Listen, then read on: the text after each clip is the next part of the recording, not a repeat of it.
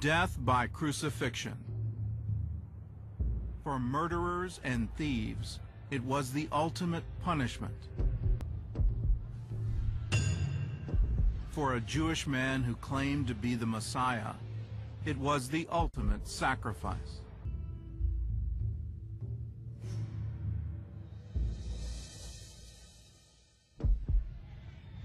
The death and resurrection of Jesus Christ, a story told by Jewish prophets hundreds of years before it happened. On the day of his death, Jesus stood alone before his accusers. His disciples had fled, just as Zechariah had written 500 years earlier, "Strike the shepherd, and the sheep will be scattered." Throughout his trial, Jesus remained silent. Isaiah compared him to a lamb led to the slaughter. He was oppressed and he was afflicted, yet he opened not his mouth. Jesus was sentenced to death and handed over to Roman soldiers.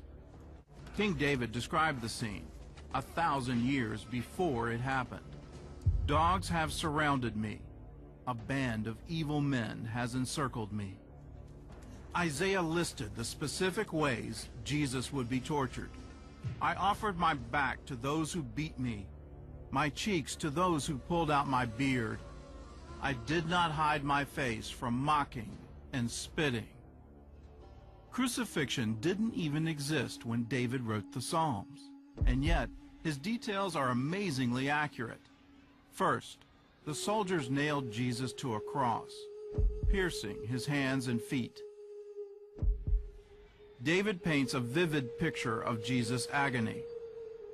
"All my bones are out of joint. My heart has melted within me. My strength is dried up, and my tongue clings to my jaws." In another psalm, David even predicts the soldiers' response. "They gave me gall for my food, and for my thirst they gave me vinegar."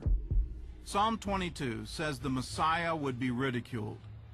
David's exact words were shouted at Jesus by Roman soldiers, Jewish priests, and even the thief who was crucified with him.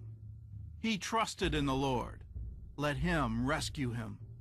The soldiers fulfilled a specific double prophecy from the Psalms. First, they divided Jesus' garments into 4 parts. Then they cast lots for his tunic, a seamless garment they couldn't divide. The Romans crucified 2 thieves with Jesus, fulfilling Isaiah's prophecy that he would be numbered with the transgressors.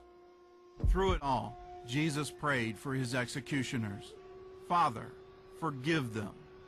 Here again, he fulfilled the words of David, "They have fought against me without a cause, but I give myself to prayer." At noon that day, the sun grew dark, just as Amos had predicted 700 years earlier. The darkness was so widespread that historians as far away as Greece and Rome wrote about it. 3 hours later, Jesus cried out, echoing the words of King David, my God, why have you forsaken me?" Soon after that, he spoke his last words, another phrase from the Psalms, "Into your hand I commit my spirit." Roman soldiers often broke their victims' legs to make them die more quickly. But when they got to Jesus, he was already dead. Fulfilling the words of the psalmist, "He guards all his bones. Not one of them is broken." At the end of the day, a wealthy man went to Pontius Pilate and requested the body of Jesus. Joseph of Arimathea was a secret follower of Jesus and a member of the same council that had convicted him. Joseph buried Jesus in his own tomb, fulfilling Isaiah's prophecy. They made his grave with the rich at death, because he had done no violence. 3 days later, Jesus rose from the dead, just as the prophets had written. In the Psalms, David said, "You will not abandon me to the grave, nor will you let your Holy One see decay." Hosea predicted that after 2 days, he will revive us.